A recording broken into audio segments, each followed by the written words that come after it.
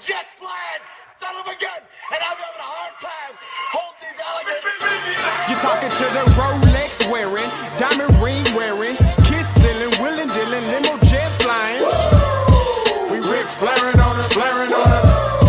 We Ric Flairing on us. You talking to the Rolex wearing, diamond ring wearing, kiss stealing, willing dealing, limo jet flying. We Ric Flairing on us, flaring on us. Yeah, we Ric Flairing on us, flaring on us. It's apparent these girls staring. I'm Ric Flairing, gold across my chest. I'm fresh to death, I'm Paul Bearing, not at all scary. When I open like Betty Wops and find to these circles that's going in like a carry shot. Woo! I'm going in like a Mary Pop off that Mary Crop at the top flow at the Marriott. So questioning me is like questioning you. See, we the best dressed, so come and get blessed with the crew. Not one but two, different ways to slaughter your crew. Committed tat across the chest, I guess she blessed with the truth. People want to see them checks, representation of proof. Living through my elders, trying to resonate to the youth. But ain't nothing to get my flash on. Longevity is heavily embedded in my melanin. Layman terms, I last long. My grind repetitive, I'm smoother than real silk. Lyrical cash cow, who can't cry over spilled milk. We in here. You're talking to the Rolex wearing, diamond ring wearing, kiss stealing, willing dealing, limo jet flying. We Ric Flairing on us, flaring on us. We Ric Flairing on us, flaring on us. You talking to the Rolex wearing, diamond ring wearing, kiss stealing, willing dealing, limo jet flying. We Ric Flairing on us, flaring on us. We Ric Flairing on us, flaring on us. This ain't no normal situation, this preparation with greatness. Industry full of fakeness, it's really up for the taking. See, life is what happened to you, more so how you take it. Don't get stripped of your knowledge and mentally leave you naked. I like to live otherwise. I'm sorry that I'm fresh to death. I put the polo and apologize. See, black son, we ain't nothing like the mother guys. Quit to socialize, we organize, then we mobilize. Off the deep end like a scuba diver. And no confusion, just keep it pushing like Uber drivers. Woo! Business fresh just like a supervisor in a Gucci visor. Can't find a smoother rhymer. You're talking to the Rolex wearing, diamond ring wearing, kiss stealing, willing dealing, limo jet flying. We Ric Flairing on us, flaring on us. We Ric Flairing on us. You talking to the Rolex wearing, diamond ring wearing, kiss stealing, willing dealing, limo jet flying. We Ric Flairing on us, flaring on us. We Ric Flairing on us, flaring on us. Yeah, DQ baby. Shout out that boy Nigga for that fire track. Hey, Black Sun, sun up. What's up, Vinny Vegas? What in Vegas? Yeah. Shout out Pharaoh's Kids, D-Face. Yeah. Bubba C. Yeah. Ric Flairing on them. Ric Flairing on them. Ric Flairing on them. Ric Flair, son up, baby.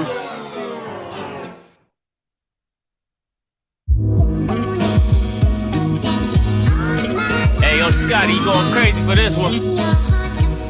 We see what you're doing, we salute you. Hey, let's get it started. It's backpack, capital one. What's in your wallet? Got a call from my man A. Scott. I said I got it. Love that you highlighting all of these black colleges. Try to pay me for doing this. Look, bruh, if you don't get off my line with that foolishness, voice of the swag, pull up where you at. No cap. If the Brody is speaking the soft facts. My advice, tune in to every show. Captain Petty, but we know that the sergeant is with the smoke. Speculate, just tell me what is we doing. Get into it, okay, look, I'ma say this and keep it moving. My boy Scotty, man, he offered the least. Black grad, paying college, I'm glad that he called me. Walking, cause we all been taught that talk is cheap. Even primetime knows Scott for the HBCU streets.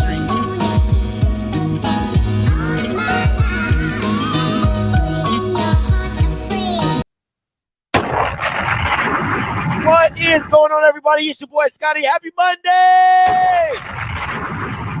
Hey, you already know what it is, and we in this mug. Hey, I want to give a big shout out to everybody who's giving me a congratulations. If you didn't know, now you know. Me and my lady, aka Mrs. Script, aka Key. Listen, she is now my fiance. I proposed last night. All right.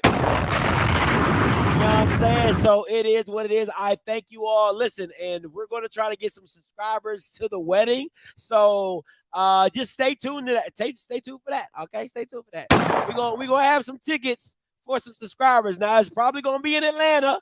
So if you can make your way to Atlanta, you know what I'm saying? We'll all be for it. All right, we'll all be for it. So it is what it is. You know what I'm saying? So shout out to you guys and thank you so much. But we will have some tickets available and some stuff for but make sure y'all say the date. All right, make sure you save the date. Make sure you save the date. All right. Now listen, I know a lot of you guys are wondering, you like, Scotty, what's going on? You Andrew Body down. I am Andrew, but look at the cup. Shout out to Mama Body. Look at the cup. Okay, you see it. You see it. Exclusive. Exclusive. All right.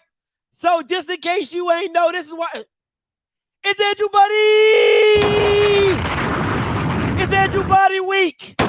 It is Andrew Body Week. Monday, we talking Andrew. Tuesday, we still talking Andrew. Wednesday, oh, you guessed it, it's Andrew Body. Thursday, we talking Andrew.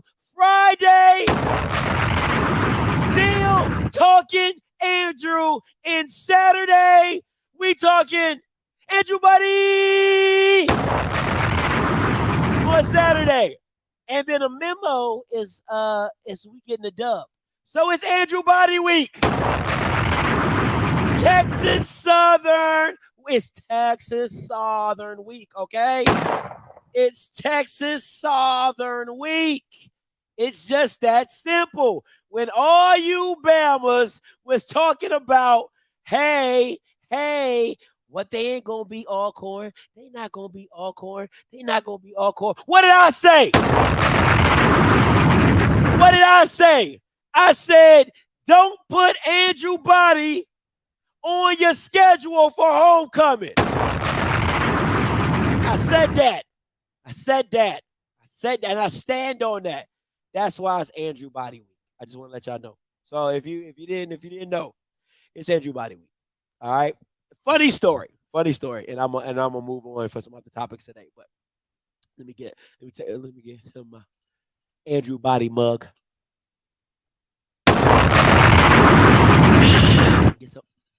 Get some of that Andrew Body mug. All right, listen. Funny story, right? So I'm on the sideline, you know, because it's Texas Southern. Even though I don't like Coach Marsh and McKinley, I'm still driving the Andrew Body bandwagon. Okay, it's me, front seat in drive. Okay, so I'm on the sideline, and Alcorn has a third-party podcast called the Common Man Podcast. Y'all can check it out on Instagram and stuff like that. Great guy. Coach Fred is kind of the overseer of it. So this young lady comes up to me, and she says, she's like, hey, Coach Fred told me to get an interview with you and, you know, just talk about your thoughts about the game. So she asked me, you know, hey, how do you feel about the game or whatever like that? And I said, you know, Texas Southern going to win. She said, why you think Texas Southern going to win? She said, why you think Texas Southern going to win? I was like, what? I'm at that point in time, I knew she didn't understand who I was. So I gave her a remnants. I said, Andrew Body.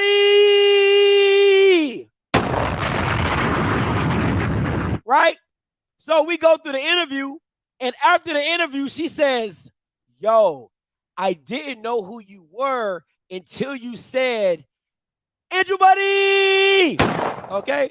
Because she was like, last year when we played Texas Southern, I was looking for material for the game. I stumbled across your channel and I heard you do the Andrew Body thing. And she's like, wow, now I know who you are. It's funny, whatever. So I just want to be very clear. And I saw a lot of tweets. About a lot of people saying when they was watching the game and they saw the score,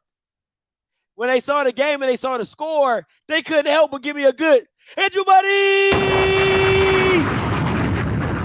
because of the score, because you know what it is. So listen, it's a bad boy right there. Don't let that boy get an offensive coordinator. Don't let that boy get a competent offensive coordinator. You Bama's going to be in trouble. You Bama's going to be in trouble. All right? My boy Andrew, he got a little deficiencies. His deep ball ain't the best. We're going to work on that.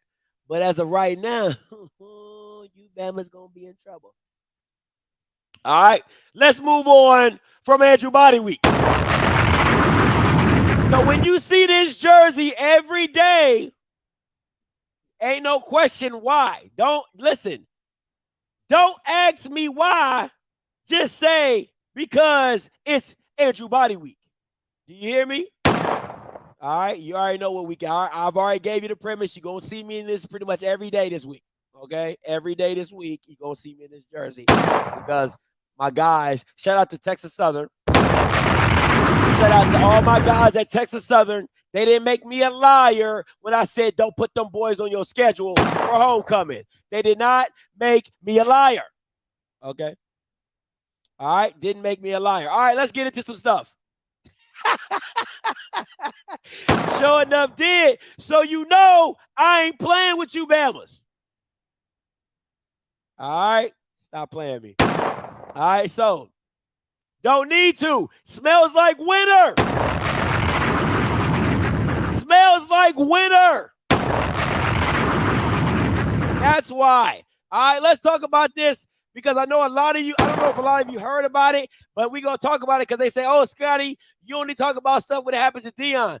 No, the hell I do not. I want to talk about this Bethune-Cookman and Valley Delta brawl, right? After Valley's game, they got into a fight. There's not many videos about it. This is the only video I found, and somebody sent this to me. Shout out to them. All right, so I want to play you this video, and we'll get your opinions on it. I'm going to open the call lines up early because this video is kind of crazy. The commentating on this video is so black woman, it's not even funny, right? It's a black woman. You are the only participant in the conference.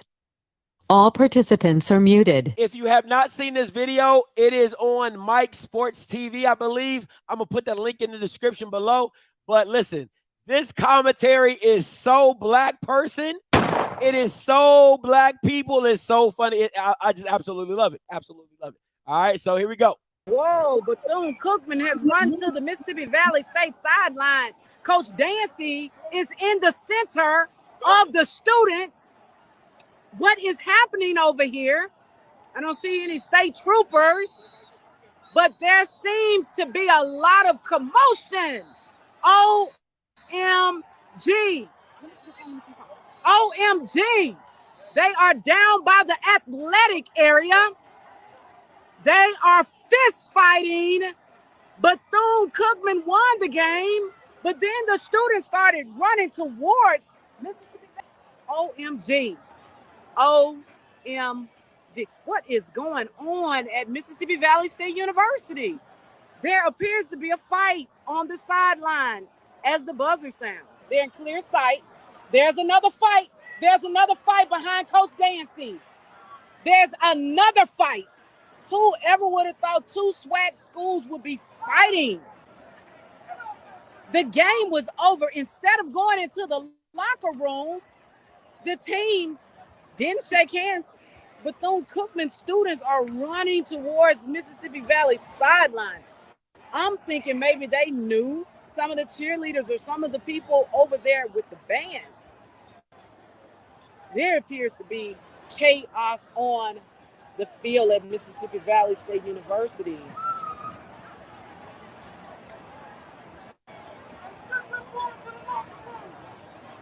There is chaos for Mississippi Valley State's homecoming. There is a fight on the sidelines. Wonder what the SWAC conference is going to say about this. OMG. OMG.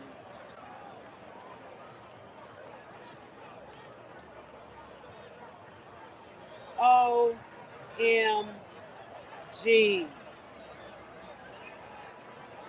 We got to go get this. We got to get this press conference. There is a fight. Guys, you see it here first. Mike TV, we are witnessing a fight between both teams. We are witnessing a fight. And they are continuing to fight until they get to the locker room. There, guys, there's a fight. It's a madhouse right now.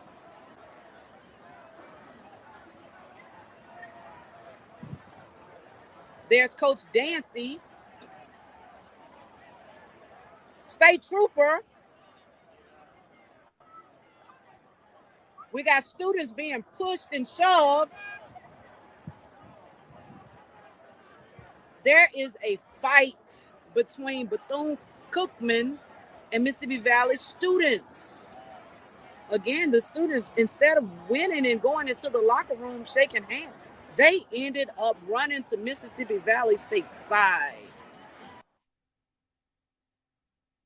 All right, this is the aftermath of the conversation. She got up with some of the coaches after. So I thought this was pretty funny too. All together, we got to put this mess that we just had behind us. We got to figure out what's going to happen with those guys that were involved, and we got to move forward. From the press box, I noticed that you guys were won, and the buzzer made the noise, and instead of going to the center of the field, we noticed that some of the students were going over into the band area. Well, yeah, they did the same thing to us last year. Okay. And our guys was just going to take a picture with their in front of their band, and I guess their guys got upset and they started, throwing punches, and my guys are not innocent because they retaliated. Mm-hmm. So we have to make sure that, we don't retaliate when something like that happens. We got to have more class than that. We got to have more discipline than that. Do you have anybody injured from what happened just a minute ago? I don't think anyone is injured, but, we just can't have that happen. We got to be more class, play with more class than that. And what would you like to say to Coach Dancy in a situation? I apologize for this happening. I know he's not that guy, and he knows I'm not that guy. We just have to make sure that we get these guys rallied together, and like I said, we got to play with better class. How long is the trip back home? We'll have to drive back to Memphis, and we fly out of Memphis today. Okay, thank you so much. Yeah, we ain't got no, it ain't nothing between us. I love the ending. The ending looked like they caught him doing something wrong. Like, you know what I'm saying? Like, I don't know why this looks so TMZ-ish. Thank you so much. Yeah, we ain't got no, it ain't. This looks so TMZ-ish. I love it. I absolutely love it. But at the end of the day, there ain't no beef. Ain't no beef with us. We good. We Gucci over here. You know what I'm saying? Because Coach has been known to fight. You know what I'm saying? Coach has been getting in some squabbles. Teach a man how to squabble. You know what I'm saying? Facts. You know what I'm saying? When I saw this, I thought it was like, listen. Ain't nothing between us. Ain't nothing between us. You know what I'm saying? So listen, that is the Delta in the Brawl. You can catch that on Mike. Whoa. You can catch that on Mike TV Sports. Right here, Mike TV Sports on YouTube. That's where you can catch it, all right? Listen, I don't see how you can suspend anybody. You can't see anybody. You can't tell no individual numbers in that. All you see is, like my man said, all you see is ants running around in an ant farm. That's it. That's all you can see. So what the only thing I can see the SWAC doing is finding the teams for fighting. Other than that, you can't. There's no way that you can suspend anybody unless there is like footage on the ground of kids. Like if there's some TikTok videos or, recorded videos uploaded to TikTok or uploaded to Twitter or something like that with a better view. That's all you can really do. But you can't do nothing off of this. You can't. Look at that. Look at that. Right. Who can you see? What numbers can you see? What numbers can you see? You know what I'm saying? So until cell phone video services of something up close and personal, yeah, you can't do it. You can't suspend nobody. You just can't. You can find the teams, you can warn them, but you can't suspend nobody because I can't see nothing. Can't see nothing. Can't see not a lick of bit. What I can see is nobody came to this homecoming. Nobody came to this homecoming, and I think that's the away side. So is that the home side? They must have switched it. They must have switched sides because that other side, the concrete seats are usually the home side. So I don't know, man. That's just crazy. But another fight in the SWAC. You know what I'm saying? It is what it is. You gotta roll with the punches and stuff like that. So, man, that's crazy. But when I heard about it, I was like, wow, okay, cool. That's what we're doing. All right, listen, real quick. We got a word on the street in UAPB. Somebody hit me up and said, Scotty, this might be the new head coach of UAPB, Don Treadwell. He is currently on staff and is currently the new interim head coach at UAPB. Somebody told me, Scotty, don't be surprised if this is their go-to guy and that they moved Gamble out the way so Don Treadwell can have this position. So I know a lot of you Bammers are like, Scotty, who in the blue hell is Don Treadwell? Okay? Listen, I didn't know. I had to look it up my damn self. All right? So, Don Treadwell has a very extensive background. He's been he was the Cincinnati OC. He was Michigan State's OC, Michigan State's interim head coach. He's been to Miami, Ohio, Kent State running back, Kent State OC, Michigan State. Now, I don't understand how you go from Michigan State, Kent State, Miami, Ohio, Michigan State, and then your ass is at Arkansas Pine Bluff. That I do not know. I don't understand it. I don't understand it. How you go from Kent State, Michigan State to Arkansas Pine Bluff. Don't make no sense to me. All right, because usually Michigan State, you lead to something else. Like that's fishy to me. Okay, I don't know. I don't do too much fishing, but that's pretty fishy to me. How you've been the OC at Michigan State. Not when they was losing. Okay, they were winning some games during that time. And how you and you're pretty white. You look white. No, you might be black, but you look white. You know what I'm saying? So I feel like you could pass for a white man on a good day. So color is really not your issue. So I'm kind of Lord forgive me. I kind of it don't make sense to me. It just makes you think. It makes you think. You know what I'm saying? It really makes you think. But anyway, neither here nor there, right? So I know a lot of you, listen, just like me, a lot of you guys probably like, oh, Scotty, what do you do at Michigan State? Well, at Michigan State, this was their record, right? Now, the last 2 years, remember 09 and 010, that's when they had Kirk Cousins. All right, so when they went 6-7 and 11-2, they had Kirk Cousins. And when they went 11-2, they had Le'Veon Bell. All right, but they're 9-4, 11-2. I believe their offense was top 30. All right, top 30 in offense and stuff like that. So listen, I mean, like, we've seen worse coaches get head coaching jobs in the SWAC. Can we say that? You know what I'm saying? We've seen worse coaches get jobs in the SWAC, if I'm being honest. So let's not act like this is not good enough to get you a job in the SWAC. I believe it could be. I mean, now, are you going to find a Kirk Cousins? Are you going to find a Le'Veon Bell? Who knows? Who knows? But is it possible that because listen, his resume says he could be a head coach in the SWAC. Can we call a spade a spade? I couldn't go back. I couldn't go ham on this because he has a resume. He's legit. OC at Cincinnati, OC at Michigan State, interim head coach at Michigan State, Miami. I mean, like, let's not fool ourselves. He has a resume. All right.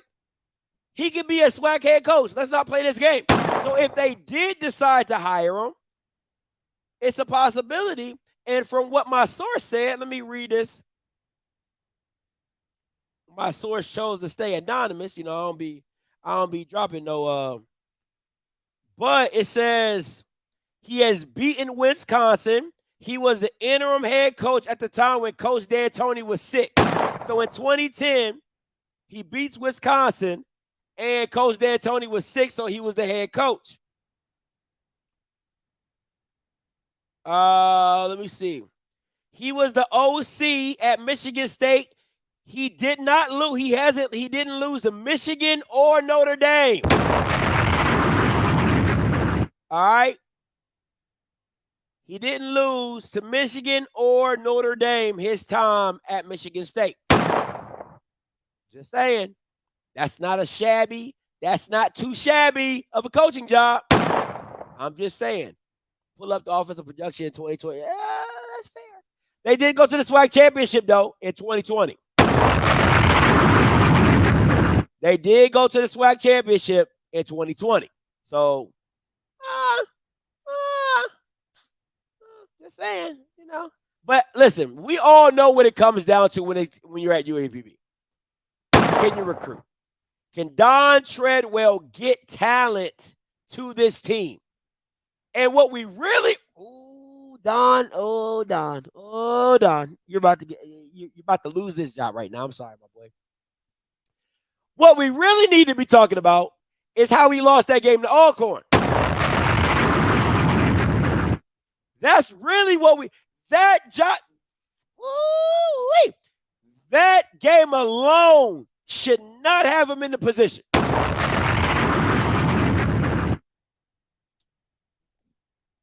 I know it's not fair, but it's fair. Listen.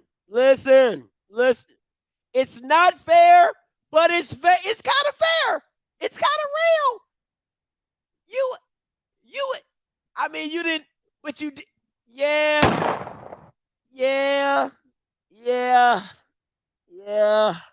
I mean, the defense didn't stop nobody. That's fair. I mean, yeah, I get it. The defense didn't stop nobody. Defense still has to stop people, so I get it. It's not fair, but it is fair. But it's not fair, but I believe it is. That's just my little 2 cents on it. But listen, if Don Treadwell just so happens to get the job, you can say where you heard it first. All right, you can say where you heard it first. And you already know what it is. It's at the live show and everything. All right, listen. Now you know. I got to talk about it. My tailgate tour. All right. I was supposed to be at FAMU's homecoming. Now, the whole time, I'm down at Jackson on Friday with my boy Mike Reed tearing up the turntables as he does. All he kept saying was, and public figure, Mr. Public Figure. Shout out to him. Shout out to Rick Deuce. Hey, he's a real one. He's a real one. All right, he's a real one. I would get some Jackson State merch just because of Rick Deuce. He's a real one. I was supposed to be at FAMU's homecoming, but listen, I had to do it. All I can say is I'm so proud of you. Hey man, listen. I had to do it. I had to do it. Listen, FAMU's homecoming is not as big as College Game Day going to Jackson, Mississippi.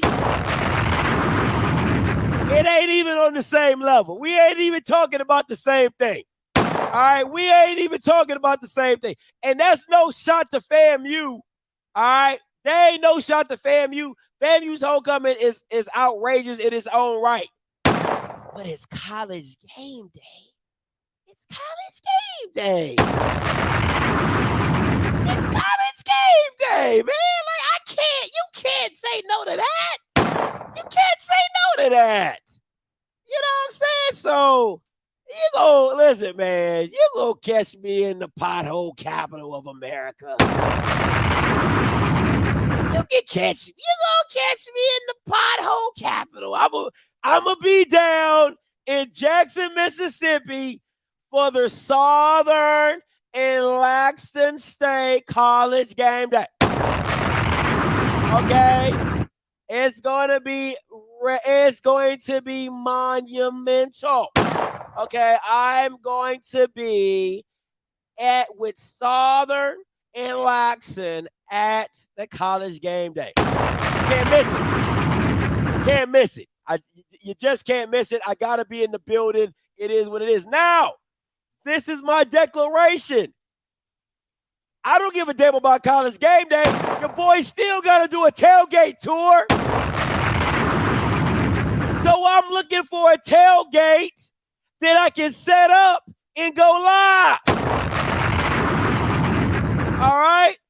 I am looking for a tailgate that I can set up and go live in the heart of Jackson. In the Lions Den, okay? In the Lions Den. Hey, what's up, Miss Hill? We can definitely meet up, all right? We can definitely meet up. All right? So I need it to happen. Now, let me say this, and I want to make this very clear to all my haters, to all my ops. Don't play with me. And Mike, if you can call in, I need you to back me up on this. Mike, call in and back me up on this. I got word from the Hinds County Sheriff, Sergeant Melvin. He said, Scotty, you good when you touch the city. He said, you good when you touch the city. Play with me if you want to. I got Sergeant Melvin's on. I got Deputy Mario. I got Sergeant Melvin. I'm good. Play with me if you want to. I'm calling the cops. I'm about to be like Charleston White. I'm not about to play with you. I'm calling the cops. I am a newly engaged man. I got a life to live. I got kids. Call me what you want. I'm calling the cops. Play with me if you want to. Hinds County, see, y'all Bamas, y'all, all that hooping and hollering. Y'all got all, no. I got the cops. I got the cops. Hey, what's up, TG? Talk to me. Scotty! What's good? First and foremost, get my man likes up. Get my man likes up. You know what kills me, Scotty? You know, because I have to sneak and watch you sometimes. I go back and rewatch what I already watched, and your views be like 4.1K. You know what I'm saying? 5 point this K. And the likes be like 500. What are we doing out here? What are we doing out here? Can y'all like the stream? I know y'all hear me because I'm watching too. Trying to take my little lunch break, you heard me? But I'm watching too. Like the stream. Now that we got that out of the way, my boy Scotty gonna be in the Jack game. Yes, sir. Bro, I'm gonna be out there, bro. I missed you when you came to BR. It's all good, man. I know you was handling your business. I ain't tripping. But Scotty, I'm gonna just tell you like this here. You got the police. I got you. Call your boy. I got the bros. A lot of bros is the police anyway. But anyway, I got you. So don't worry about nothing. I got you. Even more so. So if the police don't get there in enough time, the bros, we got you, Scotty. So don't worry about nothing. But Scotty, hey, you're coming to one of the most craziest. I don't know if you ever been to a Boombox Classic, bro. No, I never been. In Jackson. Like, one thing I can say, Southern travels.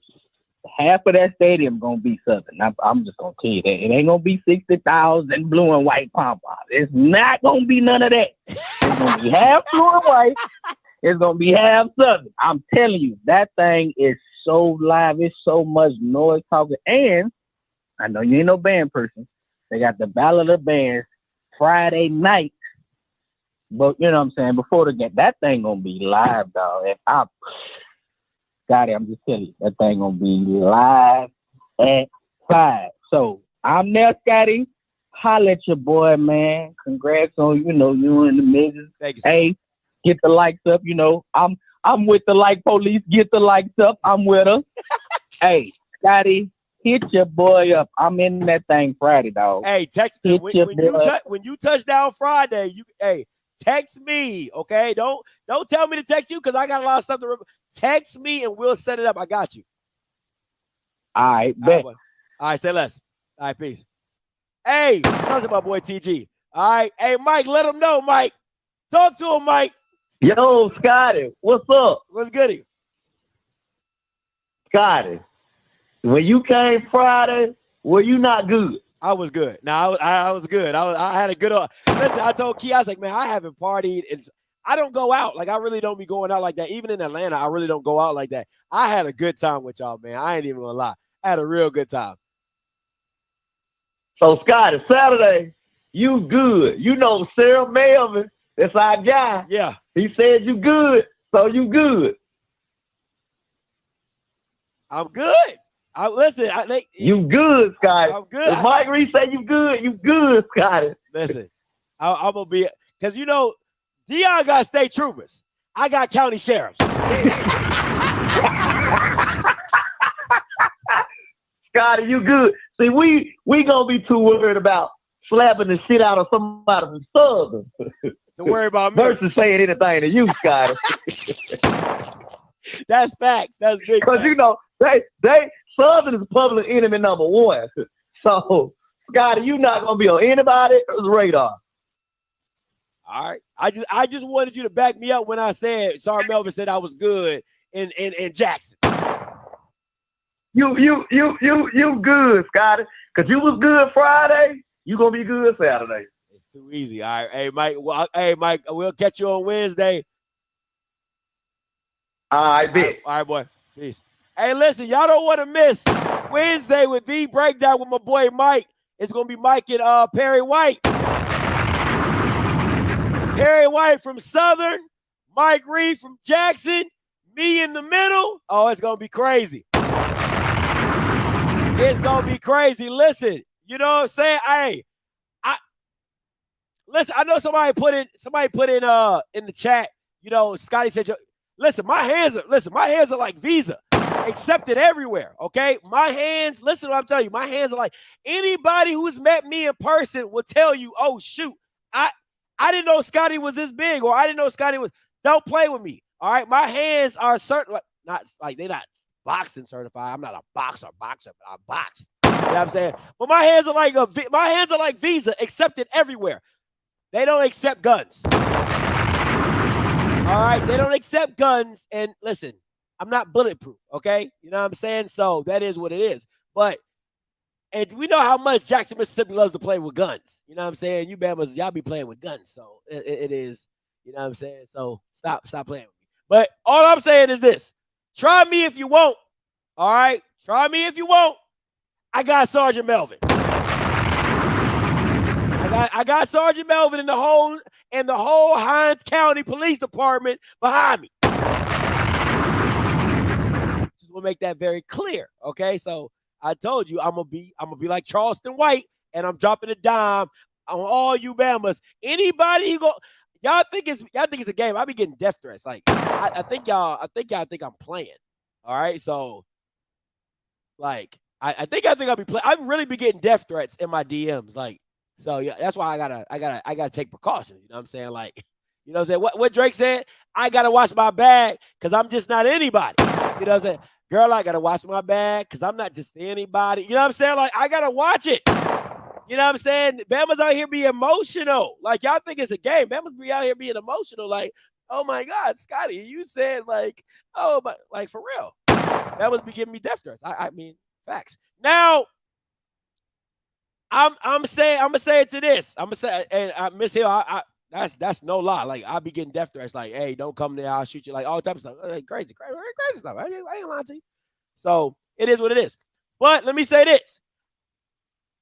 I know I would listen. I know y'all gonna be like, whatever. But I know I've really made it when I end up on a party flyer. You get what I'm saying? You know what I'm saying? Like when there's a big event in a city, they always got like a guy's face or like somebody who is sponsoring or headlining the party. I feel like I'm gonna be big. I'm big when I'm headlining a party. Like, yo, OFFSCRIPT's gonna be at this party. Come in, come through. Like, that's what I'm waiting for. You know what I'm saying? Like, oh, you know, that's what I feel like I made it. That's what I really feel like I made it. You know what I'm saying? But it's all great. All right. And also shout out to KJ. I met KJ, you know, our OFFSCRIPT lawyer. All right. Met KJ. Listen, fellas. I'm telling you, if you got your shit together, she's a lawyer. She's absolutely gorgeous. Okay. There ain't no catfishing out here. Absolutely gorgeous. So I'm just saying, the OFFSCRIPT love connection is in full effect. And listen, Timona ain't bad looking either. I've seen her on Twitter and Facebook. Now she crazy. Now she crazy. All right. She a little different with that blue. All right. She a little different with the true blue. All right. But she ain't too bad either. All right. So, but I'm telling y'all, if you see KJ, the girl is a lawyer and absolutely drop dead gorgeous. Okay. I'm just trying to tell y'all. 7699 coming to you. Hey, caller, you live. J Max in the building. What's up? Oh, what's up? J Max in the building. Hey, hold on, Jay. Before you go, let me tell you. Listen, guys, if y'all ever make it down to the Bluff, hook up with Jay. When he says Southern hospitality is through the roof, man, it is absolutely through the roof. That dude was a blessing. I mean, opened up his school with open arms for me. I mean, I had such a ball down there. Best game day experience ever. But go ahead, J Max. Go ahead.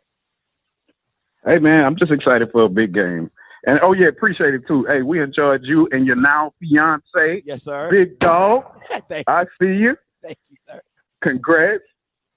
But, yeah, big game coming up. I'm excited. You know, games, they always say games are won and lost in the trenches, but now all of a sudden they downplaying our trench work.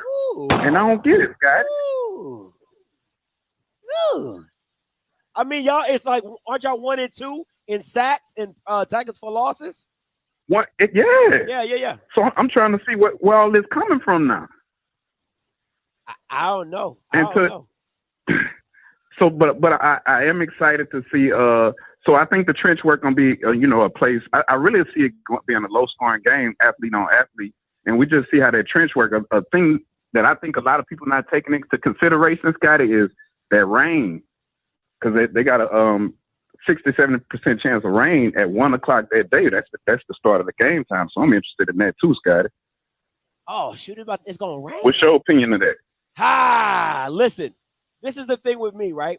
I think, and it's always gonna come down to this for me: is Jackson State willing to put Sevion Wilkerson before Shedeur Sanders? Because if anybody has a football brain, he is your best offensive. He is your next to Shedeur. Shedeur controls everything, but that makes that engine go is Sevion Wilkerson. And are they going to be okay handing the ball to him 20, 25, 30 times, or, you know what I'm saying, to get a win in the rain? And that's what I'll be curious to see. Mike Leach's little boy has done a very good job of just, you know, spreading the wealth around on this Jackson State offense, everybody being touching, but that plays a part for me. I think Dooley's in the boat where I got enough people I can, you know, Bashan can run it, Sims can run it, you know, the backup kid can run it. You know, like we can go 3-4 deep running the ball. So I don't think they're really worried about running the ball. But listen, rain slows a lot of people down, and let's be real, that's natural grass. That ain't turf. So now you add rain with natural grass. A lot of people don't move the same. You know what I'm saying? And when you want to be a pass first offense in the rain, it's not always the best. So it is what it is. We'll see going forward. Definitely. Well, yeah, Scott, I just had to call it. Your other caller had said something about Southern University, and you know, I just had to call and make sure you know we was in the building. You know, all respects to Jackson Scary University. Make sure y'all check us out on Swacking the Food podcast. Absolutely. Make sure y'all go over to YouTube and sign up to hey Jay, give G the business this week for me, please and thank you. I gotta take it easy on my boy G. He going through it right now. He's going through it, guys. He's going through it. No. So I'm taking it easy. Look, Scotty. He already on basketball season. No, we halfway in the season. He on basketball. What we doing? He talking about I'm ready for Coach Bussin. Andrew Body made him retire. That's what we do out here. Andrew Body made him retire. I love it. Andrew Body. Hey, appreciate you, Jay. All right, peace. Hey, listen. It's gonna be a long. Listen, this is gonna be a long football week. This is going to be a long football week, and the reason I say that is because you got the Magic City Classic on one side, and you have the Boombox Classic on another. This is an absolutely tremendous week of football coming down the pipeline in HBCU. All right, TG, coming back to you. What's up, TG? One more thing I've got to say, man. Why don't you hit up the Mississippi boys, bro? They might let slide in the tailgate a live little spot, bro. Hey, they still by far had the best damn tailgate ever. The Mississippi tailgate boys, they do it different. So I'm gonna definitely text them and see what if they're tailgating for this game. Yeah, check that out. Oh yeah, man. And I see the likes went up. Get them up some more. Hey, appreciate it, TG. All right. Hey, listen. You definitely listen to me. You definitely want to be in the building on Wednesday. All right. Wednesday, probably around 1 or 2 o'clock-ish Eastern Standard Time. It is Mike Reed, Perry White, Jackson State, Southern, Boombox Classic. It don't get no bigger than this, baby. Here on this channel. This is what we do. Out here. We bringing both the figures, put them together. Listen, you'll get a lot of mundane. Womp, womp, womp, womp, womp. Right, this ain't it. This ain't that type of channel. We ain't getting that one. Womp, womp, womp. Oh my God, we just love Jackson State. Oh my God, ooh, Jackson State. Blue and rose colored glasses. We ain't doing none of that. And we ain't over here. We ain't over here. Hold on, let me get it right. I want to make sure I get it right because I don't want to mess nothing up. So let me see. We ain't over here. Hold up. See if it plays for me. That's gonna take some while. While that plays, I'm gonna get Smash in here. Smash, go ahead. What's up, Smash? Scotty. What's up? My guy. Hey man, listen. I don't know what makes you think that FAMU homecoming would even be able to compete with no damn Boombox Classic. No shade to that's all shade. FAMU, that's all shade. FAMU. No, that's all shade. That's all shade. Huh? That's all shade, man. Hell yeah! I'm calling it. This is the biggest game of the year, man. What's wrong with you, man? But I'm glad that you're coming. I don't care if HBCU game day, whatever makes you come. I'm glad you're coming so you can see this thing for yourself, man. Because I even like Boombox better at Jackson just because of the atmosphere, man. So it's gonna be popping in that thing.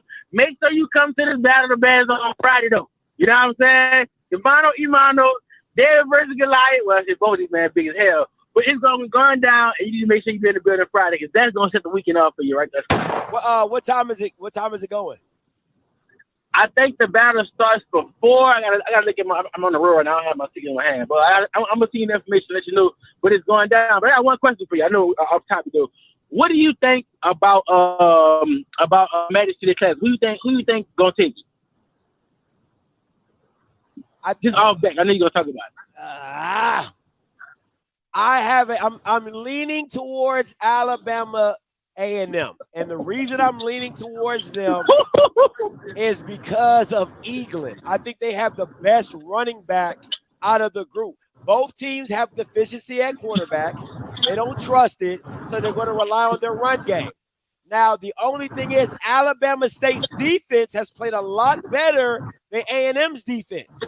So, but I think Eaglin is going to be the factor in this game. So we'll see, though. But as of right now, I haven't watched a lot of film. I gotta go back. I'm gonna go back and watch a lot of film this week. But as of right now, on Monday, I would be leaning towards A&M getting the dub.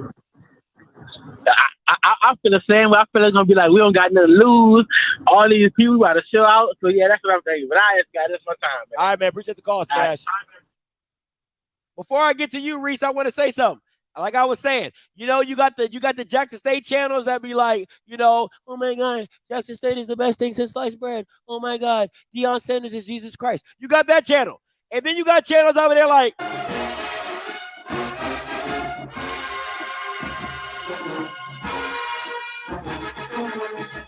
you got the Coach Greens with the saw done, and son is going to do this, and son is going to do that. We ain't none of that. We are a melting pot of pettiness. I'm petty, I'm petty, I'm petty, I'm petty, I'm petty. We are a melting pot of pettiness, okay? I give business to everybody, and everybody can get business, okay? So I just want to make sure of that. So Harry White and Mike Reed is the melting pot of pettiness.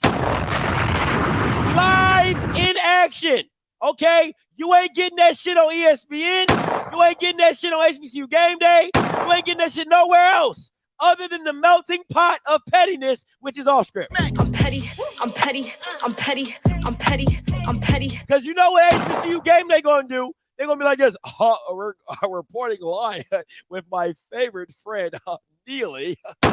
Neely, can you believe College Game Day is coming to Jackson, Mississippi? Can you talk about that? And won't even bring up Dooley. We'll never have a conversation with Dooley. Never. Won't say nothing. No ascot, no Gucci suit, nothing. Nothing. Oh, Neely. Uncle Neely is in the building. Hey, come on, man. Miss me with that. Miss me with all that, man. Reese, coming to you. Hey, calling you live. I just got one question. Who think gonna have a better attendance, Boombox or Magic City Classic? Boombox. It's College Game Day. College Game Day. Even with the rain? Sir, it's College Game Day. What are you talking about? That ain't even a discussion. It's College Game Day. Dog. Listen.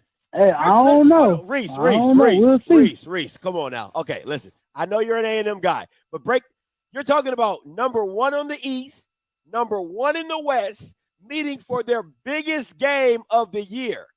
You're talking about an Alabama State team that is like, what, 3-3? A&M is like 3-4, whatever. It's not the same. It's not the same. Listen. You got a point. Boombox Classic is, because I've heard it from Southern fans, they can't stand Jackson State fans. And Jackson State fans can't stand Southern fans. A&M and Alabama State are like twins. Cousins. You're like, yeah, they like twins, but you got a favorite. You know what I'm saying? They like tea and tomato, but they different. But they the same, but they different. You know what I'm saying? Like, there's no hate there. There's like a lovely rivalry. Like, hey, like, hey, we beat y'all. Like, shut up. Like, you know what I'm saying? Like, but it's still family. There is no family against Southern and Jackson. They just don't stand. They can't stand each other. I heard somebody from Southern say, Scotty, I don't even have Jackson State friends. That's what that Bama said. He said, I don't even have Jackson State friends. He's from Southern. So it's just a different world. It's a different world. All right. Appreciate it. Hey, no problem, Reese. Listen, there's no shade to the Magic City Classic. The Magic City Classic is in its own right a staple in its own right. But the Boombox Classic, from what I've been told, is just through the roof. It's just through the roof. All right. Doc, coming to you. What's up, Doc? What's going on, man? Congratulations on the engagement, my brother. Appreciate it, man. Anytime. Hey, man, this is gonna be a big day for us in Jackson, dog. I'm really feeling it, but I hate that I'm gonna have to miss it because I have to do some work.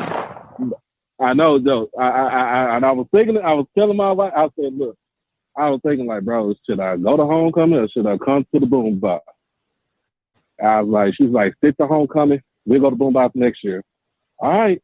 But I have a question. I know it's off topic, but are you still going to Houston for the Jackson State Texas Southern game? Nah, I'm going to I got to see my boy Andrew Body up close and personal. I'm good. Now next year, instead of me going to the OBC, I'm gonna go to the Labor Day Classic. So I'm gonna switch that up. Okay. So I'm gonna switch that up. So I'm okay. So then, hey, if you do that, man, we'll meet up though for real. I will meet up. And if the swag championship game, if you get to the swag championship game, I think me and my wife we gonna go. We gonna meet up down there.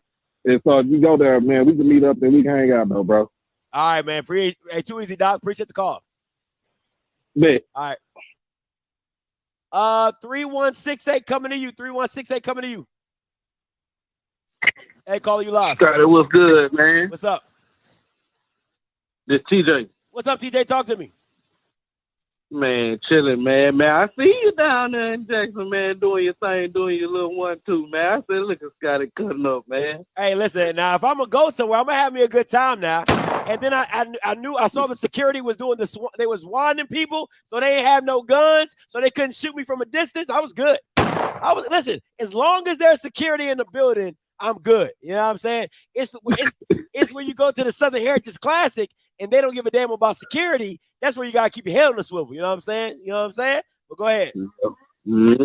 So when you are you even talking about the game, or you just doing the college game day? We just kind of talking it up a little bit. You know what I'm saying? We're gonna be talking about this game all week, so it ain't nothing new. So if you want to say something about the game, go ahead and say it, because it's gonna be an all week thing. Okay, so I want to ask you this question. Okay. Uh-huh. Okay, so do you think that Southern D-line is better than Campbell's D-line? Ooh, I think they are. Like, give me your intake. I think they're a better group. I think Brevin Allen is better than I think Brevin Allen is better. Okay, stay with me here. I think Dumas by himself at his size, his weight, and his impact is better than Brevin Allen and Josh Johnson. In my opinion, Blue could have something totally different, but in my opinion, I think Dumas is the best player on both groups. Now, I think Brevin and Josh are better DNs than Trey and Greenhouse or Trey and Jordan Lewis. I think they're better. But I think as a group, I think Southern has more guys in a group because they can go Jordan Lewis, they can go Cam Peterson, they can go Trey Lane, they can go they got the kid, I think his name is Givens. They got another kid on there. You know what I'm saying? I think they have more bodies that are more capable.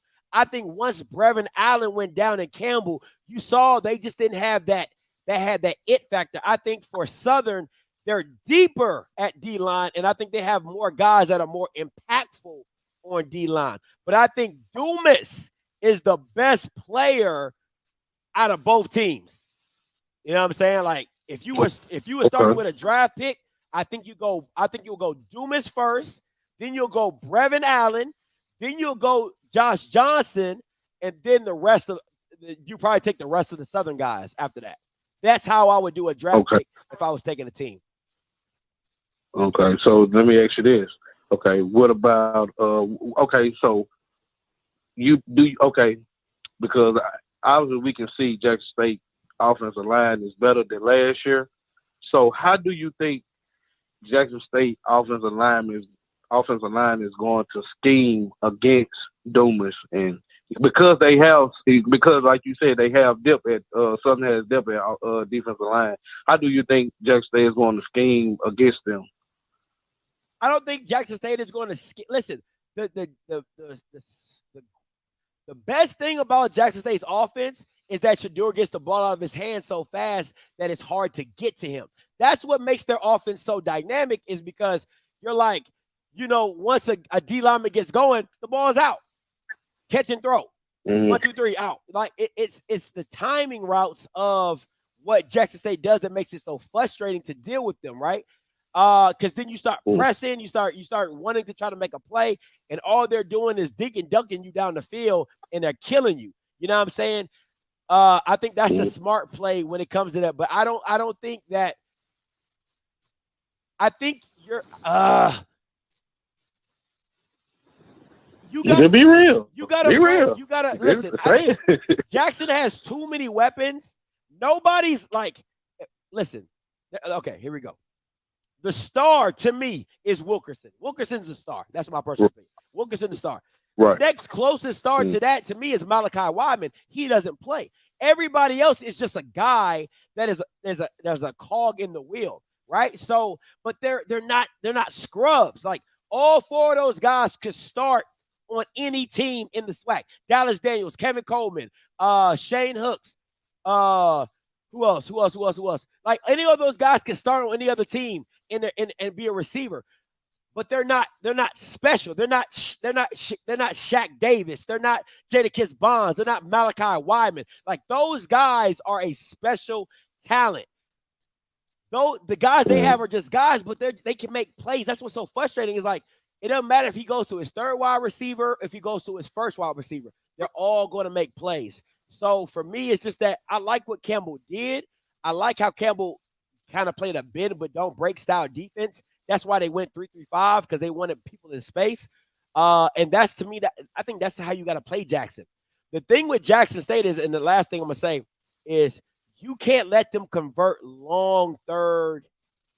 You can't let them convert long third down plays like 3rd and 10, 3rd and 12, 3rd and 15, 3rd and 12. Like if it's 3rd and 10, 3rd and 15, 3rd and 20, they shouldn't be able to get 15 yards on the next play. Like that's just ridiculous. Because now they're going to now that entices them to go for it on 4th down. And I think that's what failed Campbell a lot of the times where they had Jackson State in 3rd and long, and somehow, some way, Jackson either converted it or had a short 4th down conversion, which made them go for it and not punt the ball, which would have kept Campbell in the game. But it didn't happen like that. But that's just my little 2 cents. All right, well, appreciate that, Scott. Hey, no problem. All right. Listen, all you Bama's out here, y'all talking about, Scotty. Listen, first of all, I picked Jackson to win this game. And if Jackson scores in the red zone, my score is pretty on top. If they score in the red zone instead of kicking field goals, it's 35-7. It's 35-7 if they make touchdowns other than field goals. It's freaking 35-7 because I said it. I said the more I watch Campbell, the more I don't respect their offense, and that's what came to pass. So whatever. You guys can say whatever you want. That's just how I said it. 5336 coming to you. Hey, caller, you live. Hi, I just have one general question. I just think that Jackson State should not go undefeated this year. I just want them to go to the FCS playoffs, and I know I don't want them to make the SWAC championship game this year. Just so they can go to the FCS playoffs. Do you think that's possible? No, because Deion said he ain't trying to go to the playoffs because they ain't paying no money. So if he does get my last question, I'll let you go. So do you think if they lose and don't make the SWAC championship game, will they be forced to go to the playoffs? Yeah. I mean, it'll be a FAMU situation, right? If they lose and they miss out on the SWAC championship or Celebration Bowl or whatever.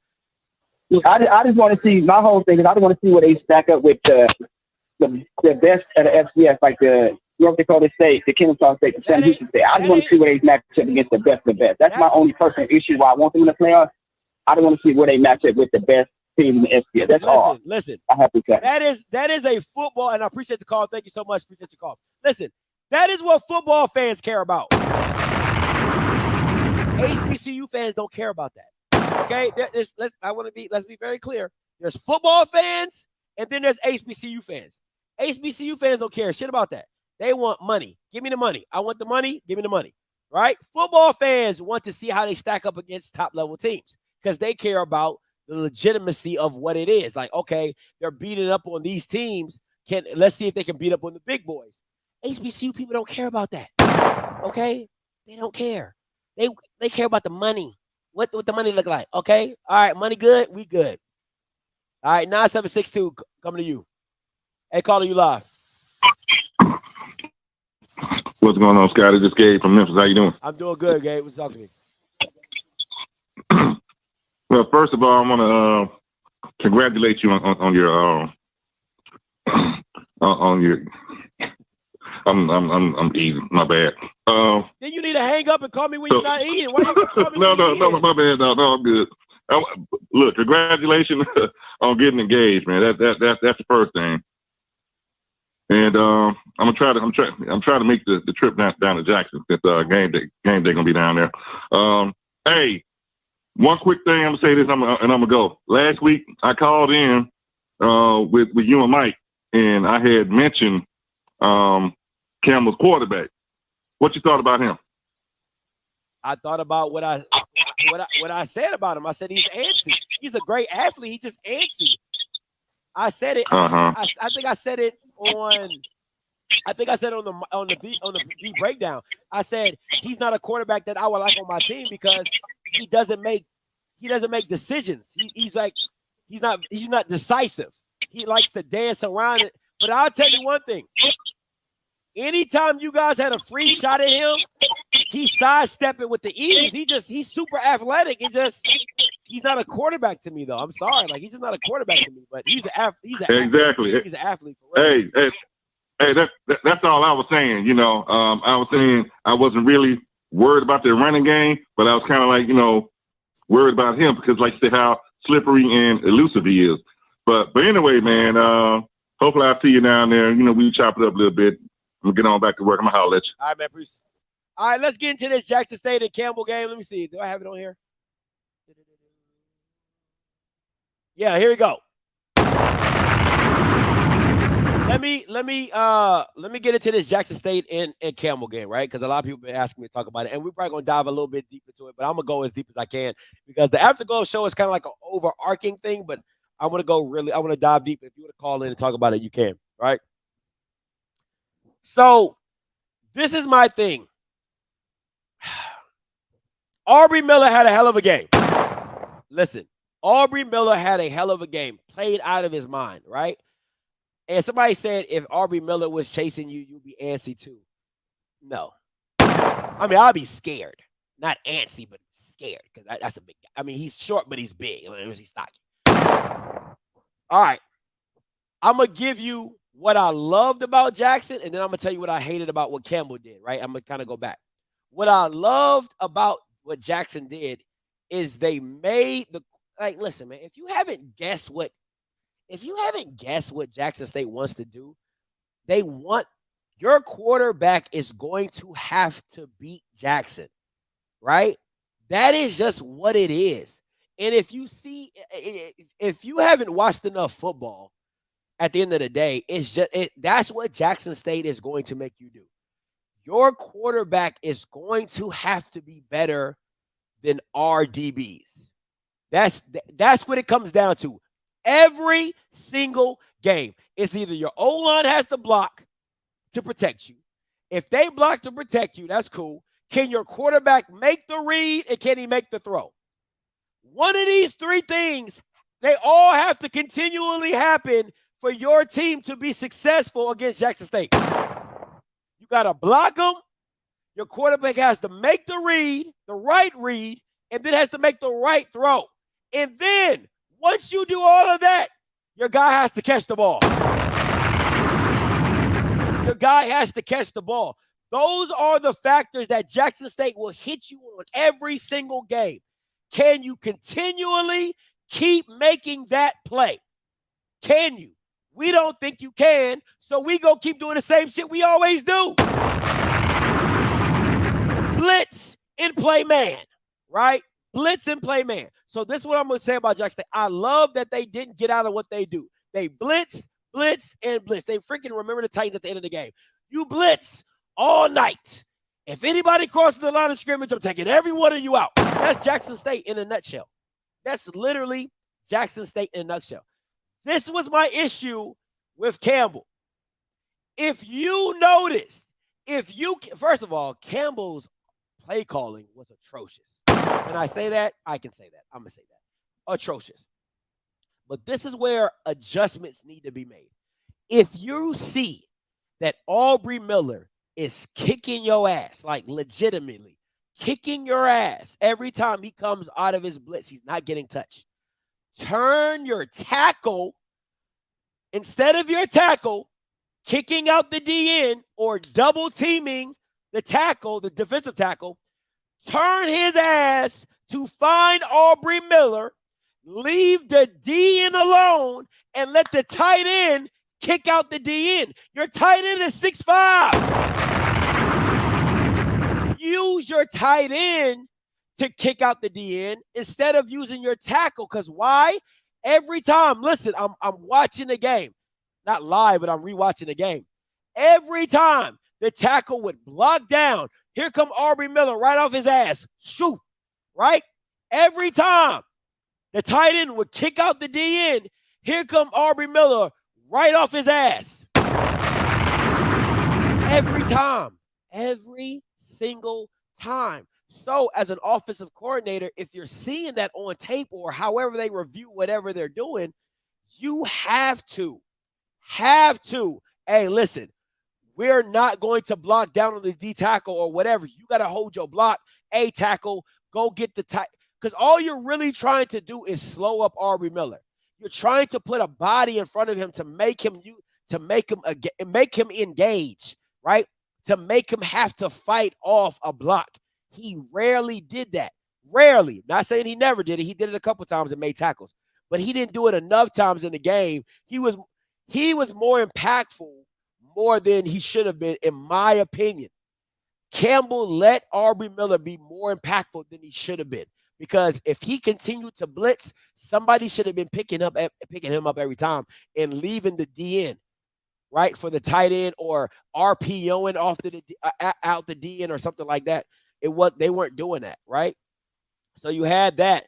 But other than that, man, Jackson played a hell of a game. I think they just played their game.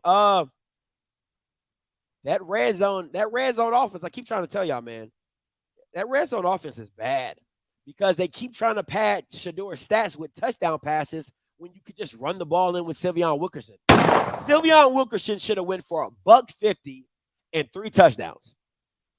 Period.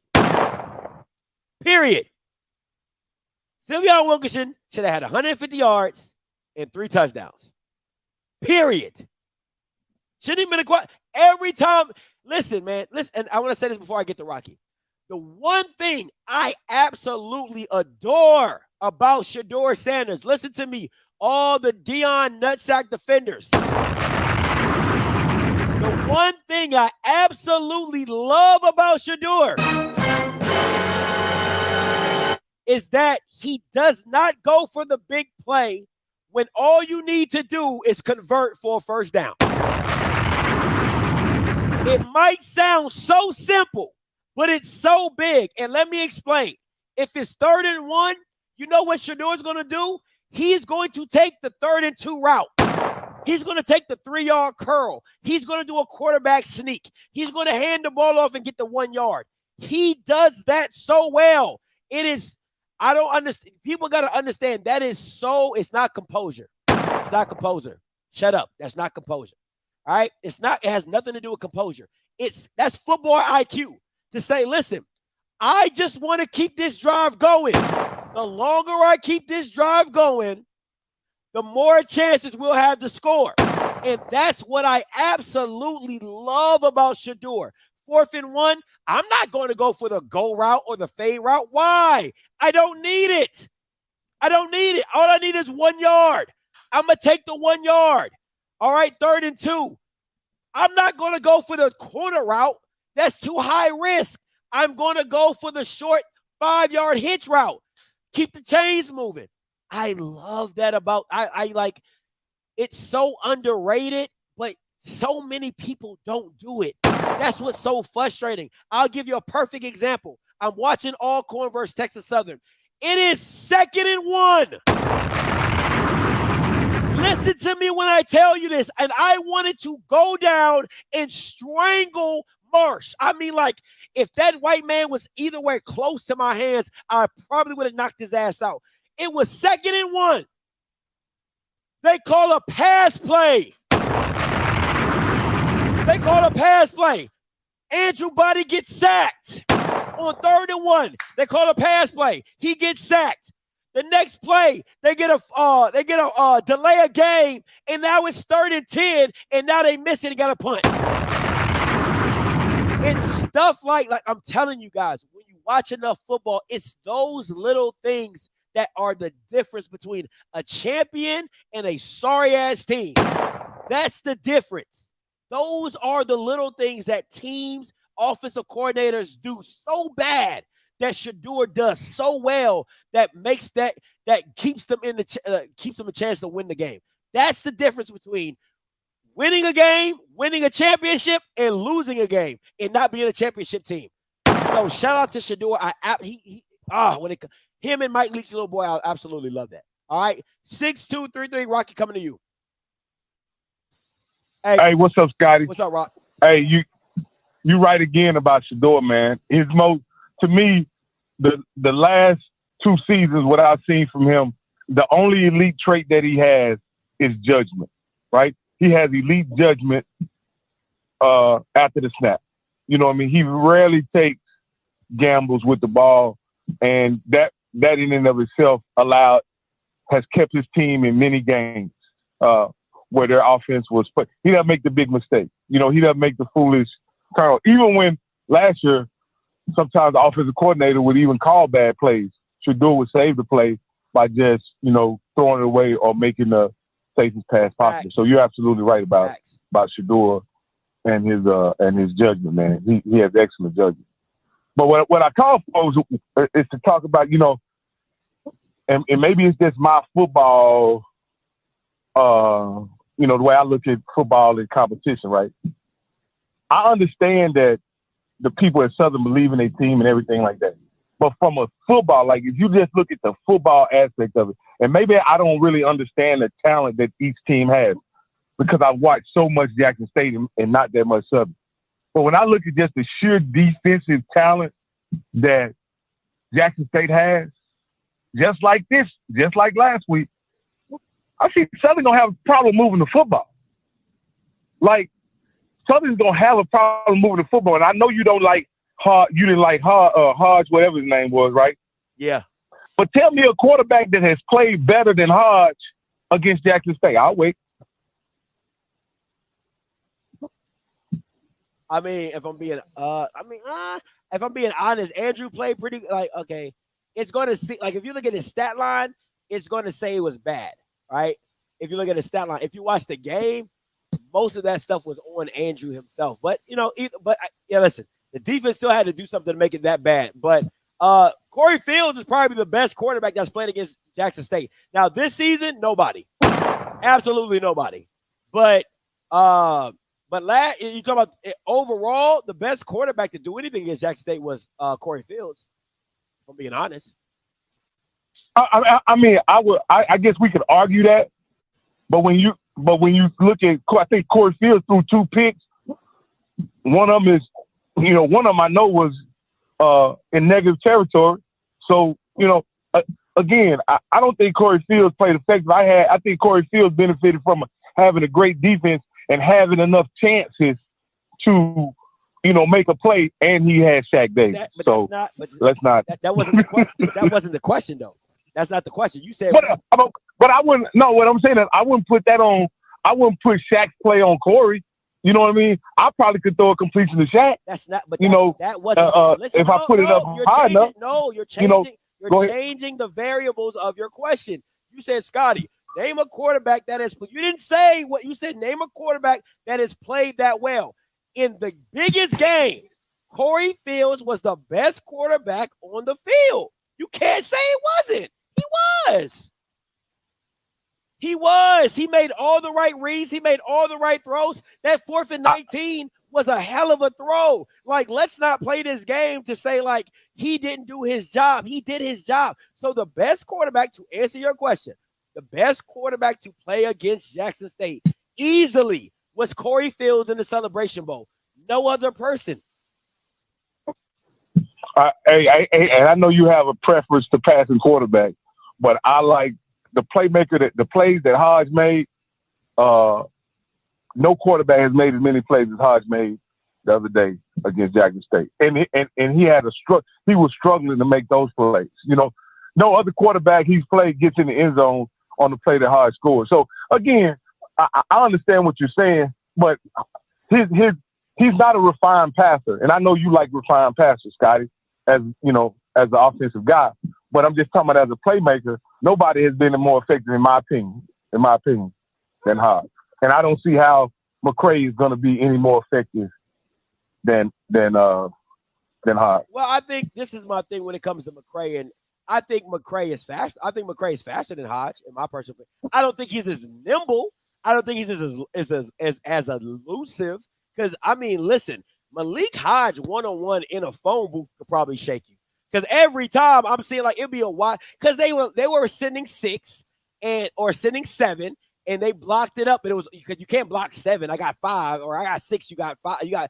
I got 6. You got 7. I can't block. So there was always one person being left.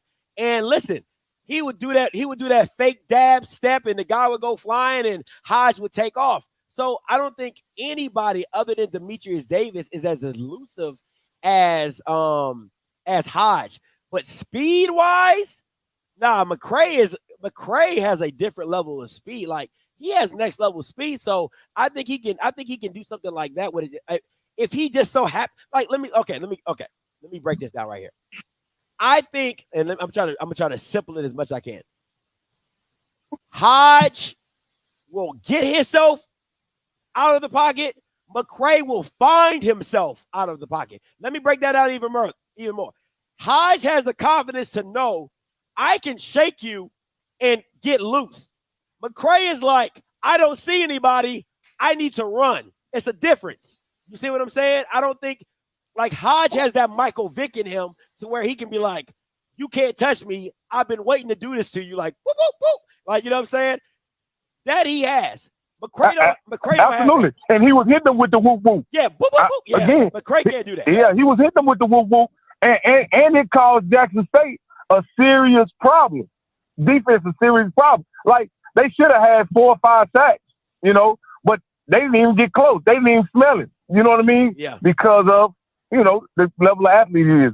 But I just wanted to challenge you on that, Scotty, because I thought the quarterback, even though, like I say, from a style standpoint, he's not your kind of guy, I just think that, you know, if you look at it, there's been not one quarterback who's played any better than he has against Jackson State. And I certainly don't think McCray is the guy that's going to crack the code against Jackson State defense. I don't see that. I'll agree.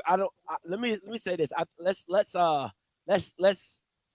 add a little bit more context to what you're saying. I think as an athlete, I think he is the best athletic quarterback they've gone against. Like I think that to me is where that is, because as a quarterback, like a thrower of the ball, absolutely not. But as an athlete playing the quarterback position, absolutely yes. Like probably the best athletic guy they have seen at the quarterback position all year, next to Demetrius. I think Demetrius Davis will be a number 2. That's it. And it's not even a close number 2. It's like Malik Hodge is just different. You know what I'm saying? Just with the escapability aspect of him. So yeah, I agree with you as athletic wise, but not as a quarterback wise. But let me ask you this. This will be my last question, right? Yeah. Even if, okay, so like take a refined passer like Akil Glass, right? Yeah. How they were able to disrupt him, could a refined passer disrupt the Jackson State defense? Absolutely. Because listen, you have to. It's like this, but see, football is so technical, right? So I could have Tom Brady back there, but if I can't block it up and he don't have time, then it's all null and void. You know what I'm saying? So that's really what it comes down to. Remember, you got 4 factions. You got, can you block it? Can your quarterback read it? Can he throw it? And can the receiver catch it? Those are the 4 factors that Jackson State, you gotta show up every single play and do the same thing over again, right? The reason I say that's a great way you put it together. It's protection, it's reading, and then it's delivering and catching the football. That's a great way to break down the passing game, Scott. Go ahead. Those are the 4 factors that Jackson State challenges you on every single play you decide to throw the ball. That's how they do you, right? So if you go back to the Bethune-Cookman game, and I know a lot of people are like, what, Scotty? if you watch some of them routes come open, they're open. If you have a quarterback that is a catch, if you put Shador behind the Bethune-Cookman line, he completes 80% of his passes because the scheme of which they were running the routes naturally got them open. And Shador is a catch and throw guy. He can do that all day. So if I had a guy that can catch and throw, now, once again, if he makes the throw, do they catch it? See, it's so many factors to playing against Jackson State. I could have a guy who makes all the right throws, all the right reads, but I ain't got no guy that can catch it. I ain't got no guy that can go make me a play. You know what I'm saying? So it's little things like that. And I'm curious to see how it continues to go forward because you need everything to go right against Jackson offensively against their defense to make it a competitive game offensively. And we just haven't seen that. And the last thing, and I'm going to hang up. Campbell was averaging 320-something yards a game or whatever. Does Campbell have the better running game than Southern? And I'll hang up and listen to what you got to say. I appreciate the call. Oh, man, that's a damn good point by Rock. I don't think Southern's offensive line is nowhere near what Campbell's was or is. So, Jackson State probably just went up against one of the best. I think if you want to call a spade, Campbell probably beats every other team in the SWAC. Other than probably like Alcorn in Southern. I think Campbell wins, but I think Campbell blows out everybody else in the SWAC by at least 3 touchdowns. And I think Alcorn and Southern, they probably either win the game by 7 or they lose the game by 7. It can go either way. Or they win the game by 3 or they lose the game by 7 or 10. You know what I'm saying? I think those two teams are the only ones that could realistically compete. But I think everybody else in the SWAC gets molly, except Alabama State. I think Alabama State can compete. They can't score, but I think they hold Campbell to 21 points. I think it'll be like 21-3 against Alabama State. Everybody else getting blown out, right? But I think if they win against Alabama State, I think it'll be like 17-3, 21-3, around that kind of. But they lose. Oh, they definitely lose. FAMU gets blown out. FAMU gets smashed. Absolutely smashed. They get smashed. Dre, coming to you. What's up, Dre? Hey, what's up, man? Hey, what do you think about the Central loss? And what does that tell you about Central? I think it tells me more about South Carolina State. Okay. Because to show up, did you see Corey Field's stat line? Yeah. I think he played. It's like he had an out of body experience. Remind me of the 6th Man where you almost had like a ghost. I don't get how Buddy Pugh does this shit every year. This dude went 21 of 30. I think it was like 21-31, 3 touchdowns, 280, no picks. But once again, he's so Jekyll and Hyde. No other coach is going to give, and he's been pulled. Yeah. So we're not going to act like that he stuck with him the whole time. He's been pulled because he's been awful. But, Buddy Pugh has the latitude and nobody's going to question it, Just like McNair. He has to, it's really just like McNair. Yeah. He's going to sit there and, nobody's going to question him. So I'm shocked. Do you think that me and Blue talked? Did you think that you said what? Me and Blue talked about the game a little bit, and he said is Trey Oliver going to fall into that Willie Simmons pot of can't win the big game? Because I think. Go ahead. No, go ahead. No, go ahead. No, go ahead. It seems like I don't know if he gonna fall into that because Trey hasn't been there long. He hasn't been coaching long enough. But I do think he needs to. He might need another year. He definitely needs more trench play. Didn't like his defenses line of defensive tackles is small and everything. So he might just need another year.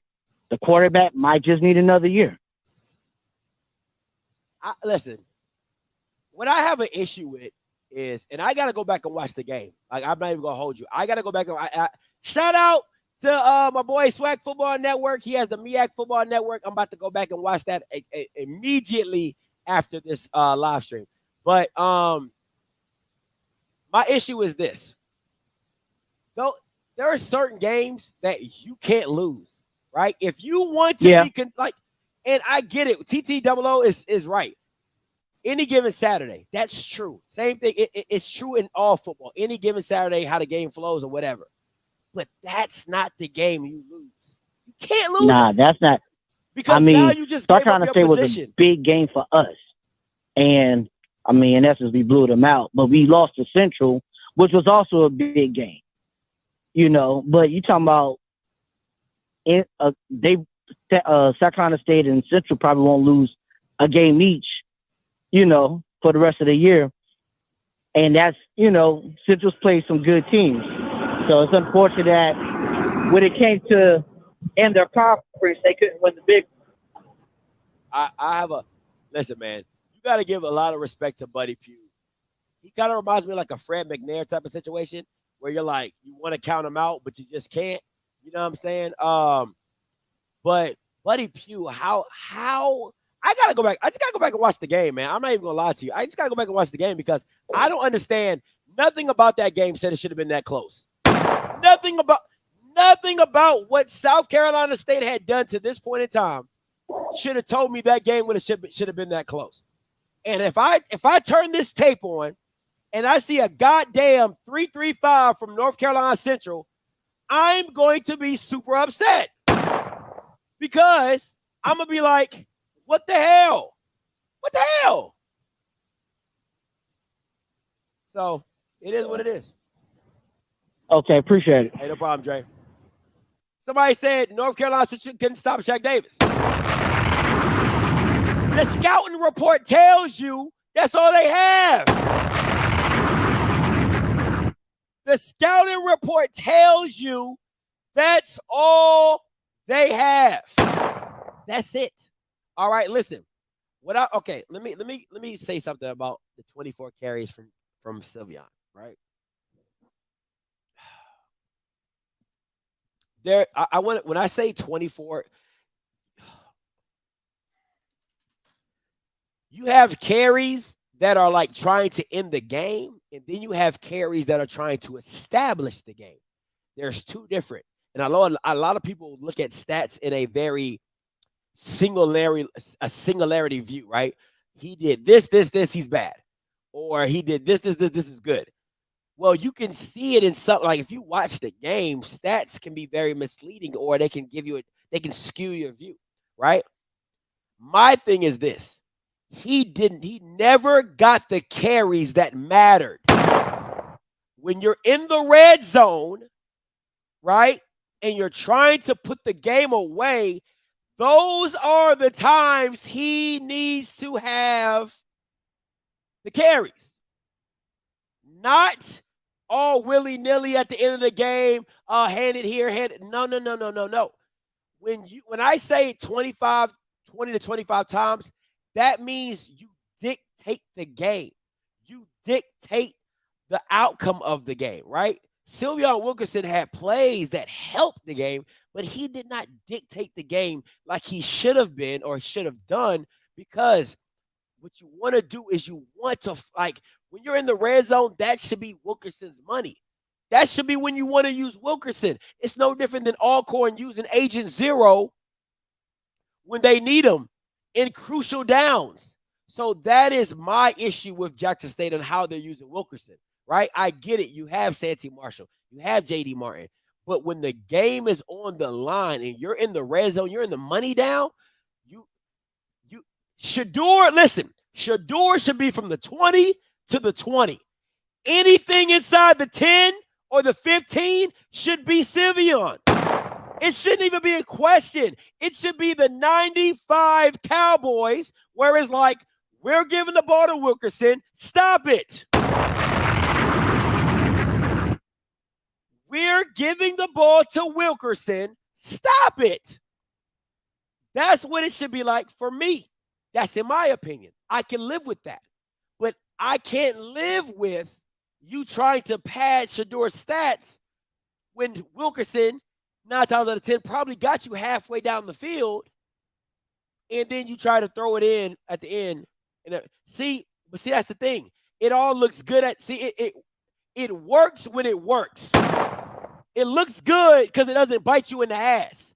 But if it'll beat you in the ass, you'll be on here talking about, oh, we should have ran the ball with Wilkerson. How are we getting the red zone 3 times and come out with 3 field goals? It didn't bite you in the ass. That's why you're okay with it. Because hindsight's 20/20, right? But that's not good football. That's just not good football. Good football is I have a powerful back. I'm inside the 10. I run the ball. That's just me. But, hey, it is what it is. Dom D, you keep putting your freaking number. You're not calling in, my boy. The call line is 518-263-8124. You keep putting your damn name in here and your number, but you're not popping up. So stop. All right. So that's just my 2 cents on that. All right. But at the end of the day, oh my gosh. I need a whole stream by itself on this. Listen. Let me hold on.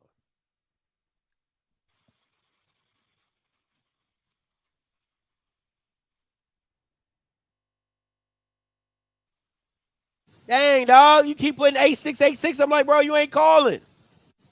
My fault, bro. I was calling a number up top, bro. Lord have mercy. It says text me. Boy, go ahead. My fault. But I'm calling in based off the 24 kids. Now, we've all watched Shador get in the red zone. We watched the jump ball. We watched the slant. Do you think they're trying that due to it's worked in the past? We're not down. And we all know they want to pad his stats. We all know that. So what's the problem with them continuing to do the same thing if they know it's worked in the past? We're not down. Let's try it to pad his stats, and if it don't work, we hand the ball off to Wilkerson. Is it me? Listen, I don't have a problem with you taking a shot, right? There's a difference in taking a shot and enforcing it, right? Taking a shot is, right. Okay, I got Malachi Wyman. I got Shane Hooks. I'm going to do a back shoulder fade. We're going to try that. Okay, cool. Boom. All right, it didn't work. All right, let's run this ball. Like, I'm cool with, taking a shot. I never have an issue with taking a shot. Like, you're in there. Okay, cool. But to throw it 3 times in the red zone? Come on, man. That don't make no sense. That reminds me of the Seahawks, Russell Wilson and Marshawn. That don't make no sense. Now I get what you're saying, that the 24, he should be getting carries early in the game. I understand. And then I think you said something about JD. When he come in and get carries, I feel like JD is the receiver back that we could send him on a swing. Any type of receiving route.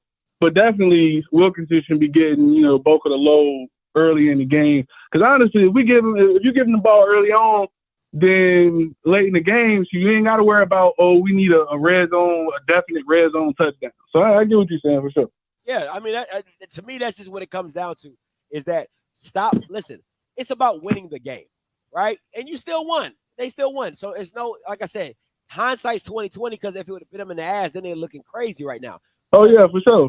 But I was gonna say, if they start off with that early, we ain't got to worry about fourth quarter. They only up 7 points. This and that. It should have been a blowout period. If you hand the ball off to any running back in the red zone, it should be a blowout. That game should definitely be a blowout. Absolutely, sure. It should have been. It should have been a blowout. Like I said, it should have been. Because listen, yeah, for sure, it should have been a blowout. Then Mike Reed, he got to stay high with the scoring, man. Because that definitely should have been a blowout. It should have been. But hey, man, appreciate the call, bro. Yeah, no problem, bro. All right. Hey, let me speak on this ESPN thing real quick, right? Okay, 2 factors. Yes, ESPN does not broadcast the game. Listen to me when I'm saying this to you. The stream is on the school. Thank you, Nick. The production is controlled by the school. All ESPN does is rebroadcast it. That's it. They add a little graphic and they rebroadcast it. That is it. All right. So what you really should be mad at is Jackson State and how they're broadcasting it. You have all these celebrities. You're begging for people to donate. Billionaires and trillionaires and millionaires. Get your broadcasting together. Now, I do believe ESPN still be dicking y'all around. I agree with that, right? But at the end of the day, no, it is not ESPN broadcasting this game. They repurposed the stream from the school to be put on ESPN. That is it. That is it. 9144 coming to you. Hey, call Scotty. What's up? Yes, this is Bernard from Jackson, Scotty. Won't take up much of your time. I got one statement and one question, and then I'll hang up and listen to your answer. Okay, if it rains, that favors Jackson State. They will blow them out because the receiver knows where he's going to cut. Cornerback has no idea. Whew. And my question is, why did Campbell not go at Travis Hunter? That was his first game. They don't know how good he is. We don't really know.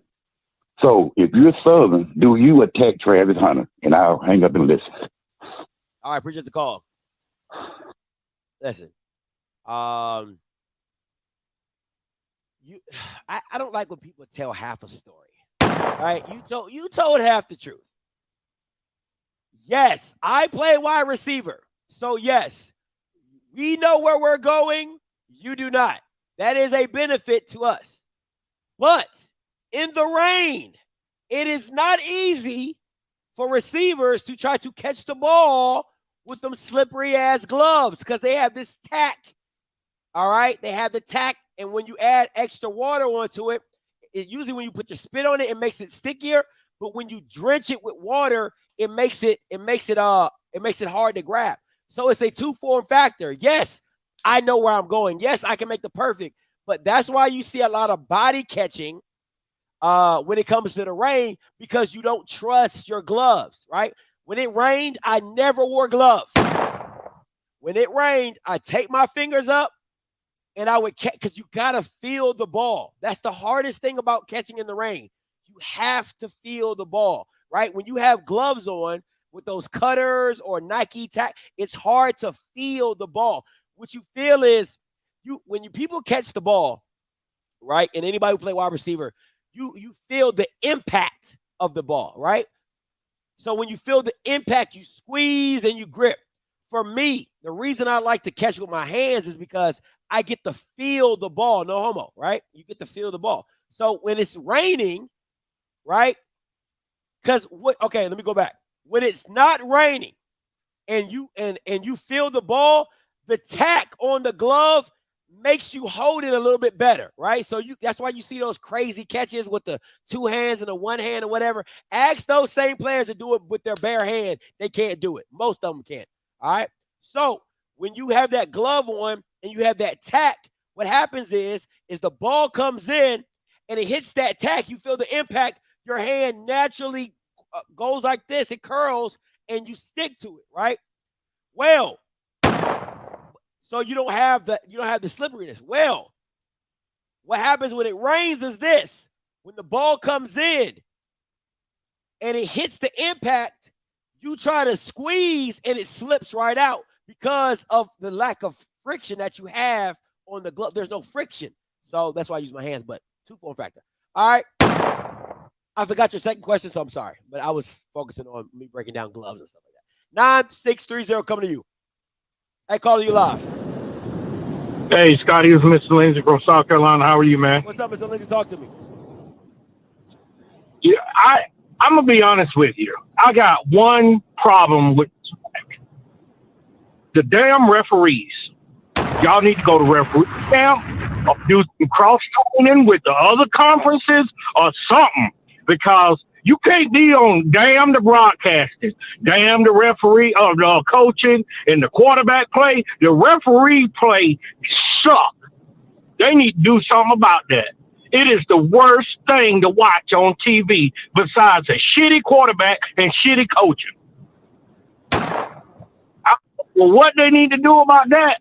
But you need to put some money to it because them referees look shitty. The whole game with the Campbell, besides the broadcast, the damn refereeing, I don't even know what that was. I have. Could somebody please explain to me, are you just going to Labor Ready and picking them up outside of Lowe's and giving them a goddamn striped shirt from a damn locker and putting them in the damn game? Because damn, I don't even understand that. It's like watching a full league damn soccer team where they got the parents out there coaching.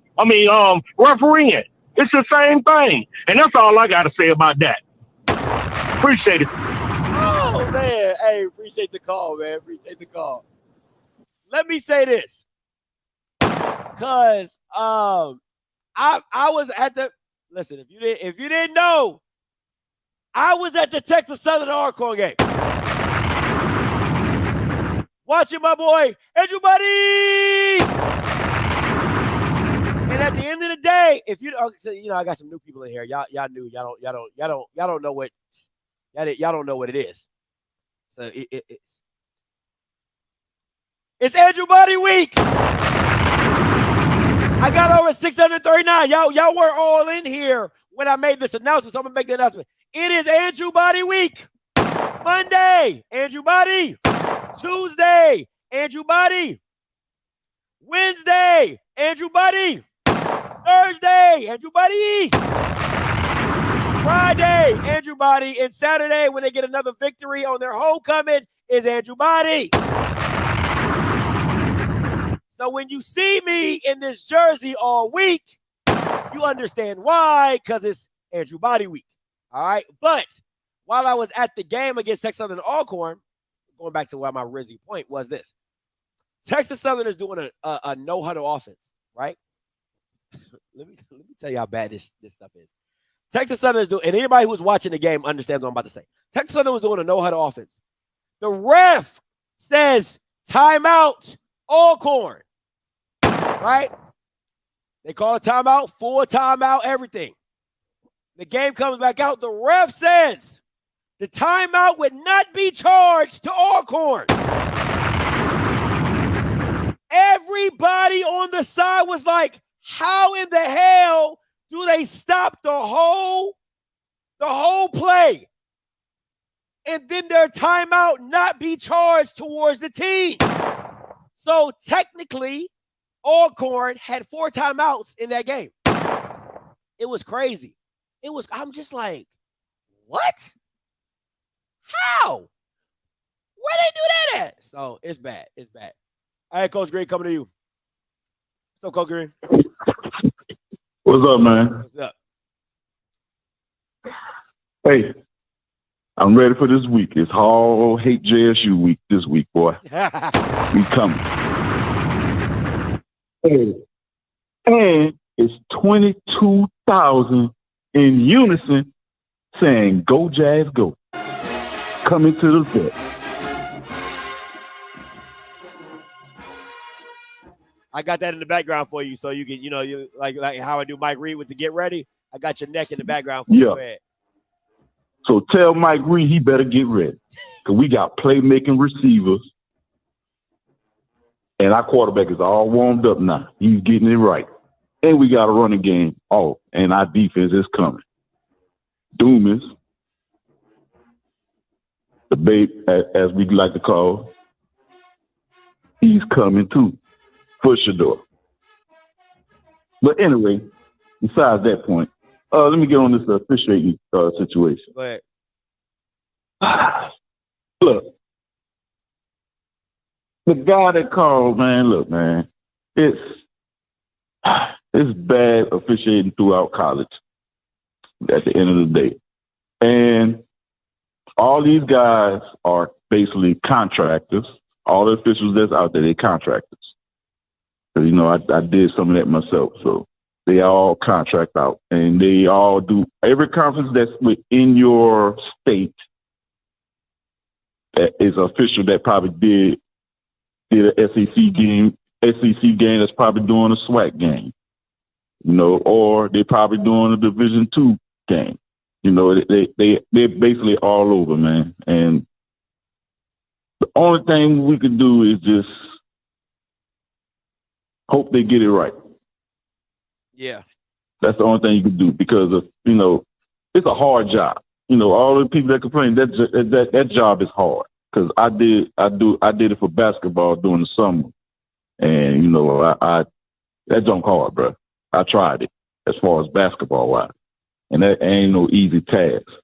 It's not as easy as people think it is because the rules, you know, some of them rules don't make sense. You know, like the rough of the passer. You know, one of your pet peeves. You know, you hit a quarter, you can't even touch a sneeze on a quarterback now. Facts. And you sneeze on a quarterback, shoot, that costs you the game. That could cost you the game. You know, the rule book is so thick and confusing at times. There's liable to be mistakes. Yeah. You know, because they don't simplify the, you know, NCAA don't simplify. They put rules over top of rules constantly. So the rules is always changing and it's always putting stuff on top of it.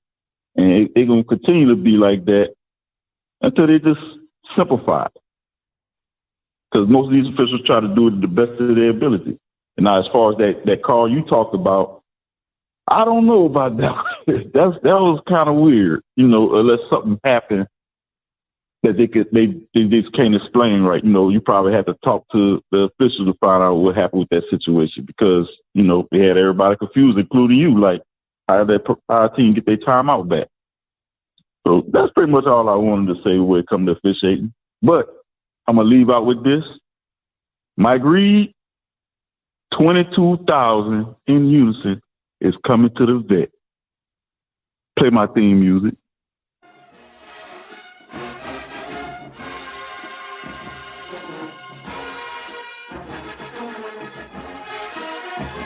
And I'm out. DJ Go Dream.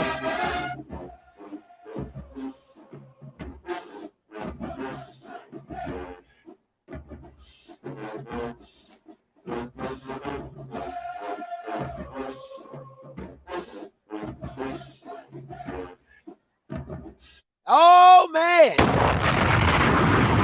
It is going to be a week. Because, listen, I had a time on Saturday.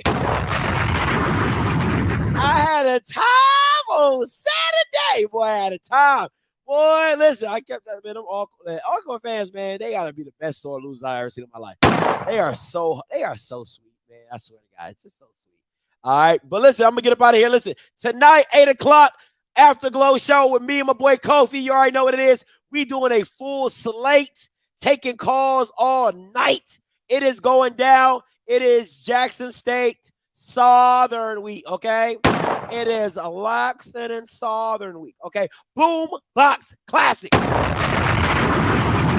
You can catch listen, Alabama A&M, Magic City Classic. Listen, if you Bamas don't want to call in, that is on you. I'm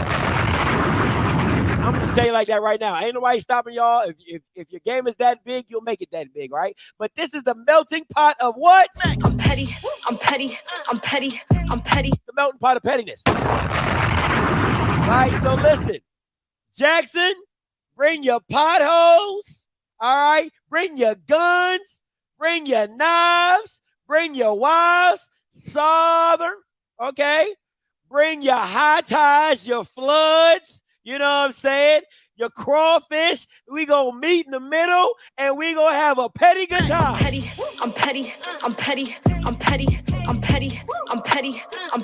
All right, listen, until next time, you know what I'm gonna do. I'm gonna holla. God bless. Don't forget, you won't forget, it's Andrew Buddy Week. All right?